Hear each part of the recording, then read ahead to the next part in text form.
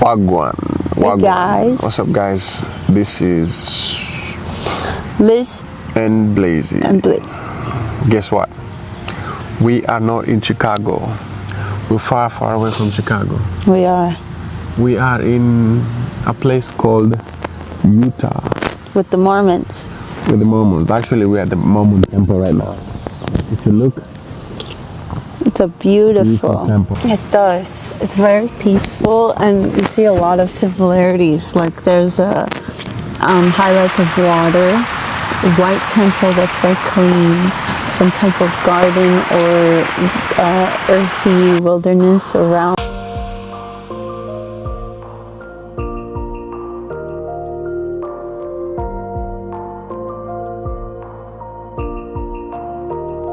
We were supposed to arrive on Sunday. but we missed our flight, so we had to arrive on Monday. And it's been like a really rough, but at the same time interesting trip. And we're gonna talk about the challenges of traveling with a young baby.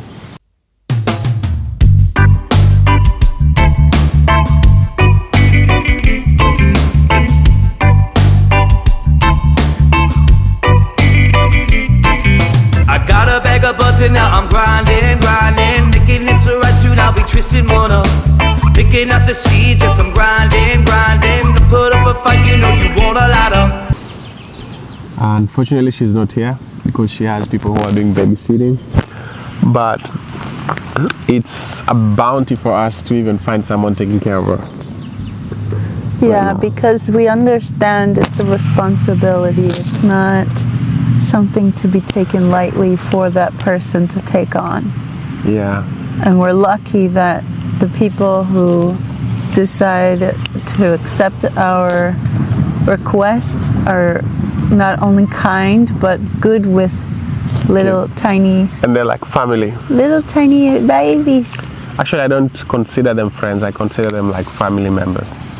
I do too. And I think she actually looks like a lot of the family members. Like she could pass for sibling number Yeah. whatever. I think if she was to be taken by that family, people will never know that she's not theirs. Right. Yeah. But anyway, so I have to say that it's been quite hard for us with her traveling. I thought it would be easy, but maybe change of environment and weather. It's her first time flying, kind of hit her so hard. And then she had an accident 2 days ago. 2 days ago. She fell off the bed and she had like a bump on her head, and Concussion, guys. we had to rush her at the emergency, and they did scanning on her skull. Luckily she had hematoma, but on the outside, like she had a swollen head, and it's supposed to go away soon, but she might have some episodes, so she's been crying so much. More irritated, but her eyes, the things to look for is like increased vomiting, loss of appetite, more irritation. But I think she's eating well. She's eating well. Overall, she's not lost so much of an appetite, and the swelling has gone down dramatically. I did quite a few sessions of ice, which they say within like the first 48 to 72 hours really helps. I think the main thing for us is irritation. Yeah, she's crying More nonstop, irritated. and it's just so hard, you know. It's like you go out for vacation and you can't go out. But you also feel like really bad because the ones who take care of her are ending up with Yeah. that difficulty, but you also feel guilty for going out in the first place. Yeah, like we're flying out actually tomorrow morning, and we like, should we go out, do something? So we had to drive 2 hours away from Vegas. She's in Vegas right now. Yeah, but anyway, we're just so lucky to have this chance. Flying with her to Vegas was so easy. She just slept the whole entire time. It was great. I was surprised how well she did. And I think the difference is, I love a white mark there. Yeah, we fed her when the flight started, and then we fed her when the plane was about to land. And also it was like an early morning flight, so she slept the whole time. Liz carried her actually most of the time. It hurt. I was passed out. It was 10 pounds for 4 hours actually hurts a little bit more than you think. But they say that the feeding during takeoff and landing helps get rid of the popping of the ears. So make sure you guys do it right even before you take off, right when they get their engines ready, right then when they say they're getting ready for landing, that you start the feeding, have it ready. And we also have this portable heater that keeps the milk preserved and warm for an extended number of hours, that we can do that for longer periods of time rather than, having to go get whatever we need. Yeah. It's right there. So we try and find out how it's going to look like going back, because she's going back with an injury. Right. She fell down in Vegas. We'll see. But in general, we're having a good time. It's nice to expose her to different environment, different people. It was her first trip outside of like an hour away. Yeah. A little road trip. It was her first actual trip. Yeah, and we've been so exhausted. Very, very exhausted. Very exhausted. I'm even exhausted now. Like literally. But we have a good time. And it's so hot here. The weather's. But the best thing is like there's no humidity. I think I handle the heat pretty well overall. I thought it would be like, obviously you get dehydrated, but as long as you keep up with your water intake, it's not too bad. Yeah. You're not like passing out. So for parents who want to travel with young kids, I'm going to tell you this. Prepare yourself. It's not as easy as you might think. Mostly if you've never done it, if this is your first trial. It's funny, having a family is just, everything is just so fresh and new, and you learn as you grow. And we're thinking of taking her to Kenya when she turns 1, and people are telling me that it will be harder at that time. I'm like, what do you mean hard? Because she'll be walking around, moving around. She will never want to sit with us the whole time. She wants to move. True. So I don't know how that will look Harder like. So to entertain as well. yeah, harder to entertain. Now she just sleeps, eats, goes to the bathroom. Yeah. But anyways, so that's what we're dealing with currently. But so far so good. We're gonna give you guys a tour of this Mormon temple. Just the gardens. I guess you can't go inside if you're not Mormon. No, you have to be part of the church.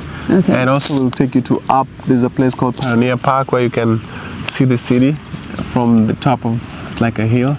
There are very beautiful rocks up there. I'll show you. And then we'll go back to Vegas and check up on Atieno, maybe jump in the pool. Yeah. Guys, Utah is very nice. I think it beats the stereotypes of like kind of like a nothing to do state where nothing happens, but it's actually what I've seen. It's my first time. It's very peaceful, and it's got this juxtaposition that's really interesting of desert, and then like really nice greenery like this, and then canyons and mountains. So I think it has a lot more to offer in the landscape than like say Chicago, which is more industrial. That if you really like nature, I think Utah is a really good place to go to.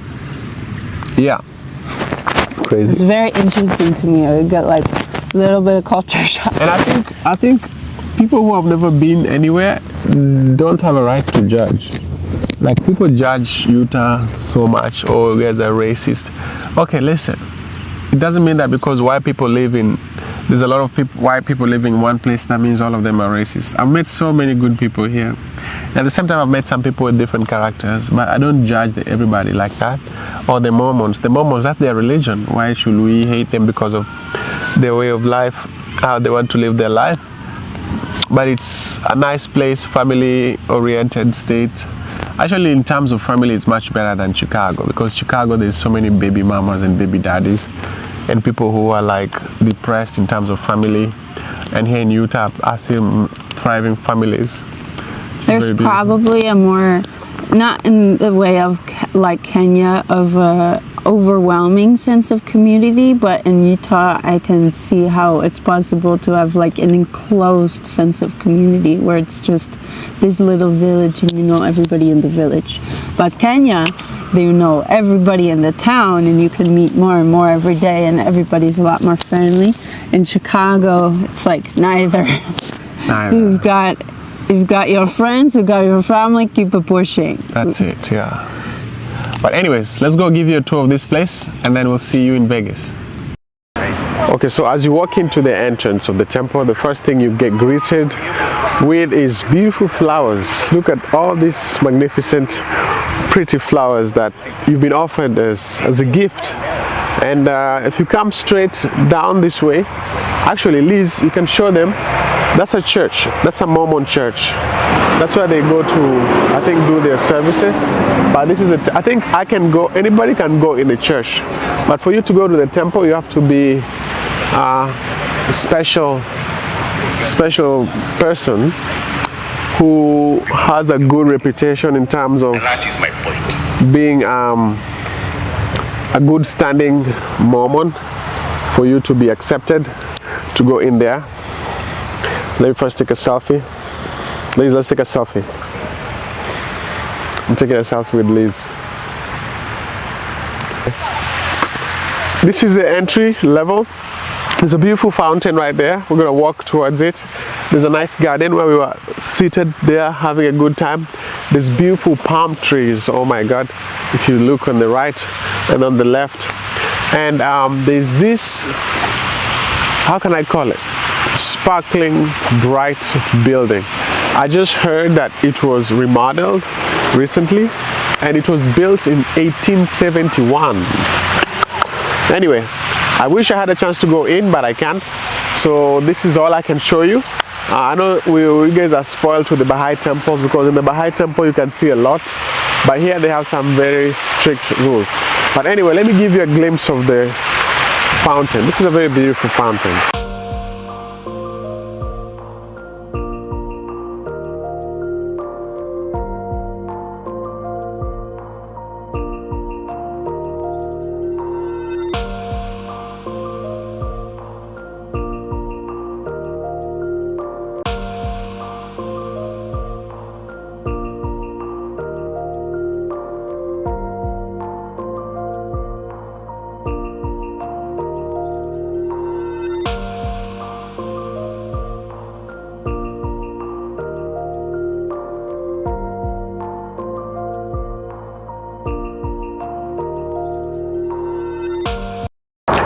This is another spot close to the temple that we ended up visiting. It's called Pioneer Park in St. George, Utah. It's very beautiful. I really recommend come and check it out. It's a place where you can come and hike and you can see all these beautiful mountains around.